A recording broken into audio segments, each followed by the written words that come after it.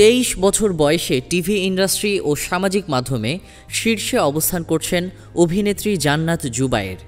প্রতি এপিসোডে 18 লাখ রুপি পারিশ্রমিক নিয়ে তিনি টেলিভিশনের সর্বোচ্চ পারিশ্রমিক প্রাপ্ত অভিনেত্রী।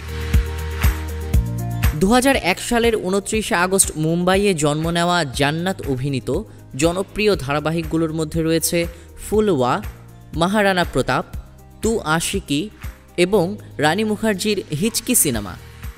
রিয়েলিটি শো খাতরো কি খিলাড়ি 12তেও তিনি সর্বোচ্চ পারিশ্রমিক প্রাপ্ত প্রতিযোগী হিসেবে পরিচিত। অভিনয়ের পাশাপাশি ব্যবসা ও সামাজিক যোগাযোগ মাধ্যমে তার দক্ষতা অনন্য। প্রতি পোস্টে তিনি আয় করে থাকেন 1.5 থেকে 2 লাখ রুপি। মাত্র 21 বছর বয়সে মুম্বাইয়ে নিজের বাড়ি কিনে সফলতার দৃষ্টান্ত স্থাপন করেছেন তিনি। বর্তমানে তার মোট সম্পদের পরিমাণ 250 কোটি রুপি।